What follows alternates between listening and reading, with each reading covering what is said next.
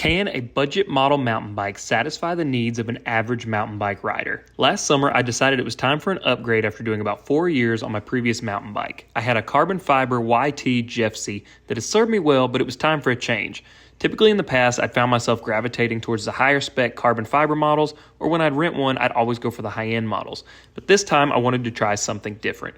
Would the lower spec models still satisfy my needs stock with no upgrades whatsoever? And how would it handle whatever I threw at it? So I decided to go with the Capra Core 1 as it's the cheapest full suspension bike that YT makes, and I've been eyeballing one for a while.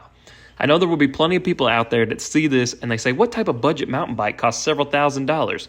But this is made to be the most budget-friendly model that YT offers. If you look at comparable bikes with similar specs, you're going to find they come in at a much higher price tag. So I want to go through this bike, talk about all the components that came with it, what I plan on changing, upgrading, what I'd keep the same, and overall, would I recommend purchasing this bike? Who is this bike for, and will it satisfy the average mountain biker's needs? Here she is a little over 1 year later. My YT Capra Core 1. And I still have not taken the tape all the way off of the back. Needs a little bit of a bath, but we'll get it done. So when I bought my YT, I got it in a size large and I opted for the MX wheels. So you got a 27.5 in the rear and the 29er in the front. And honestly, this is the absolute best thing I could have done. I'm somebody that is full on I'm a huge proponent of 29ers, but the MX wheels is just so much fun because I had the Capra in the 29, and the 29 I think is awesome. You can monster truck through everything, technical sections are a blast, and the straight sections you will just fly.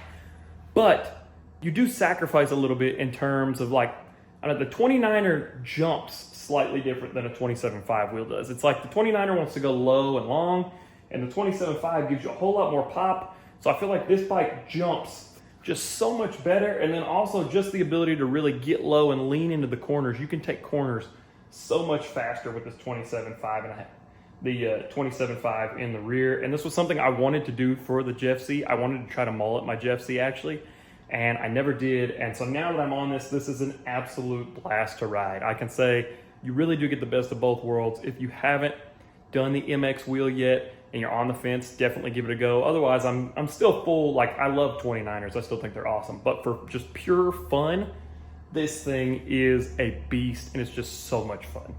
Also, on this YT, you do have the Thirstmaster water bottle. So I had the Capra, which had the older Thirstmaster, but it was a really tiny water bottle. This one is just the right size. When I go out, typically I take this, and I'll carry another one in my hip pack, but definitely love the Thirstmaster water bottle. There have been times that I know if I'm going for a short ride, I'll take just this bottle and it's good enough, good to go. So just to clarify, the Capra does come with the Thirstmaster when you order the bike. I wasn't sure, I've seen some other people talk about it online. You do get the water bottle and the cage when you order a Capra. Next, let's talk about the Sunringle wheels. Now, I had heard that these wheels are really durable, but heavy. And I can say that's absolutely true. They've held up really well. All my spoke tension is still perfect. I've had no issues whatsoever. They are a little bit heavier, but I will gladly take a more durable wheel that needs less service over one that's gonna be lighter weight, but that I'm constantly having issues with. So that's a win for me. I'll take the weight there. Now for the tires, you got the Maxxis Assegai in the front, and then you've got the Minion in the rear. And honestly, initially, I wasn't really happy. I thought my tires were slipping and sliding, and I was like, these just don't have the grip, and I couldn't figure out why. Well, I took my buddies to the exact same place, and they all were having the same problem. So it was just the new loose dirt that was giving me issues, and I was drifting. And so it actually wasn't my wheels, my tires. It was just, that was how that trail was. So everywhere else I've used it, and since then, I've learned the exact grip that these wheels have, and they are an absolute blast to ride. They do have the double down casing, and I was initially going to upgrade them, but now I think I'm just going to run them till, I really need to replace them. I'm perfectly happy with them. I've taken them to the Ober Bike Park 3 times. I've taken them to all of my local trails. I'm going to try to get them out to Snowshoe, West Virginia before the summer's over, but we'll see. But I would not hesitate to take this bike with these tires to any bike park anywhere in the world. I would fly this with me to Whistler whenever I get to finally go back. So tires, I'll give it a plus. On the front of this bike, it is fitted with the RockShox Zeb base fork. It is the cheapest Zeb that they make. Back, you got the RockShox Super Deluxe Select R model. Both the rear shock and the fork are the most basic, like RockShox Enduro. Like this is the cheapest Zeb they make, the cheapest RockShox Select. But honestly, I really like the simplicity of them. I thought I would miss having all these extra adjustments, and you don't have lockouts or anything like that, but it doesn't really feel like I need any of that. Like I don't feel like I'm missing anything whatsoever.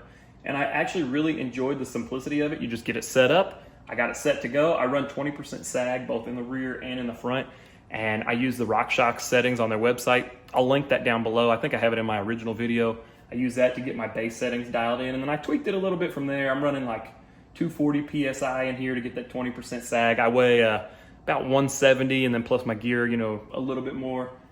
And then, I can't remember exactly what I'm running up here, but I just used the base, like the guide that they have back here on the side of the fork.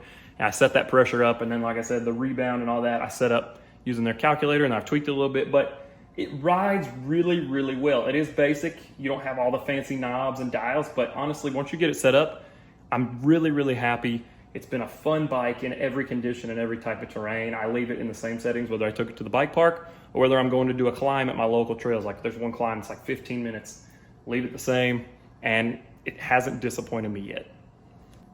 Now let's talk about the drivetrain. You got the SRAM Descendant cranks, and then SRAM MX Eagle drivetrain. Now this is one thing that like I need to do a tune-up on it. I'm not gonna say it's the most perfect drivetrain you can get. It's definitely heavy. It is burly, it's a little bit clunky, but it does get the job done at the end of the day. I have had it pop off one time and it got stuck up in here and I had to get that out. But other than that, every other scenario, it hasn't failed me yet. And like I said, I think it's just due for a tune-up.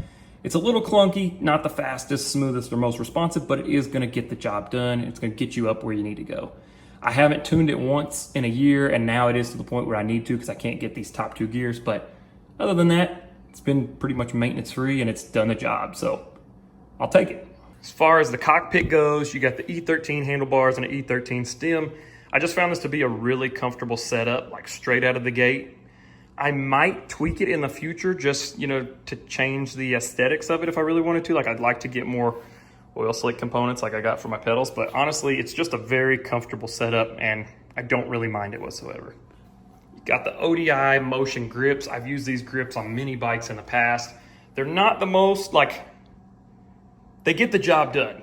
I'm not gonna say they're the most comfortable grip, but in every scenario, they do good. You got good bike handling with them. They don't have as much padding as some other ones, but they do get the job done. This is, again, like, I've swapped no components on this bike the whole time I've had it, and this is something I might upgrade in the future just to get one with a little bit more padding, help dampen some of those vibrations, but as a whole, like, you could run these grips and be perfectly fine. For brakes, you've got the SRAM DB8 brakes, and honestly, I was really surprised by these. I'm not gonna say they have the most bite out of any brake I've ever used, but I haven't felt myself in a scenario yet where I didn't feel like I had enough power. It has an adequate amount of power, not the most bite, not the least, but again, it's just like everything else on this bike. It does really good at just getting the job done at the end of the day. Very durable, very dependable, and like I said, I've taken this to the Ober Bike Park 3 times. I've ridden every trail they have there, no matter how steep, no matter how fast I'm going. These brakes always seem to give me just the right amount, and they're just a really fun brake to run. I may eventually switch to ones with some more, like a harder bite, but I don't feel the need to at the moment. I wouldn't hesitate again to take this into any bike park with these brakes, or really any of these components that are on here. I would take this to any bike park in the world and be ready to have a blast. Hopefully, we're talking about taking it to Windrock soon, so that'll be a real big test. So we'll see. As for the dropper post, you got the YT Postman. It's not the most responsive, but does the job well. I think this comes stock on all of the YT Capras. It's a comfortable dropper. It's not my favorite, not my least favorite. Not super responsive, but does the job, and you know, I can't complain about it too much. And for your saddle, you got the SDG Bel Air, and actually, I'm very picky about my saddles, and I thought I was gonna swap this out when I initially got it because I had grown really accustomed to just the fabric bike saddles. I really like those on my road bikes. I have one on my Jeffsy. But honestly, this one's comfortable enough that I haven't changed it yet, and I don't know that I will, again, unless I want to change it to get one that has like the oil slick rails just to match my pedals. But all in all, very comfortable saddle, good airflow. You don't get that numbness that you can sometimes get on some other seats, and Most of the time I'm standing anyway, but when I have had to sit on this for longer climbs, I find it to be really comfortable. My second YT, I would not hesitate to buy more. So if you're somebody who's like, I'm not sure if I want to buy a YT or a direct-to-consumer bike, I can't recommend it enough. The amount of value that you're going to get packed into this whole package for the price you pay, you just can't beat it.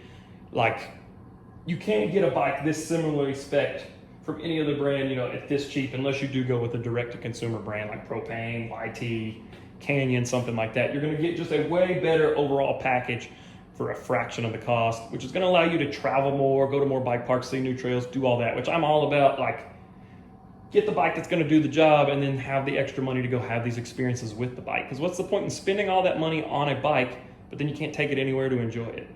So as a whole, insanely happy with my YT Capra Core 1. I don't regret this purchase whatsoever. It has been a blast. It's just a very fun, durable, super dependable bike. I love the color scheme of it. I love all the components, and I haven't had a bad day riding it, whether it's a cross-country trail, jump line, bike park. This bike can handle everything that you throw at it. It's gonna be super durable, it can take a beating, and it's gonna be able to just put a smile on your face every time you're on it, and that's what biking's all about.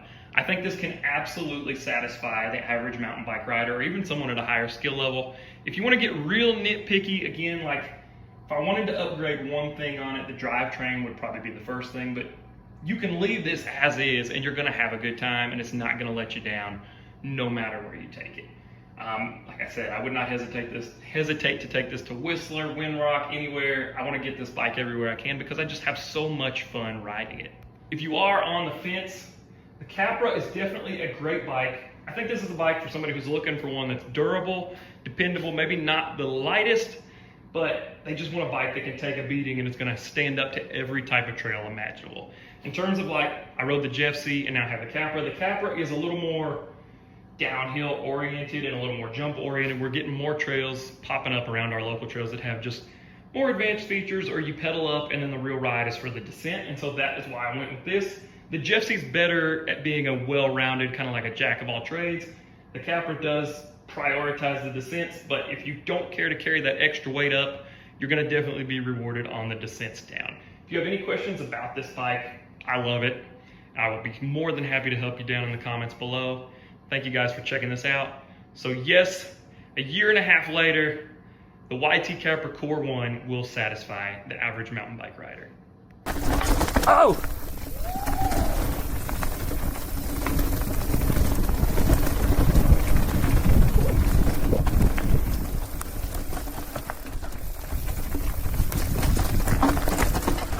Whoa!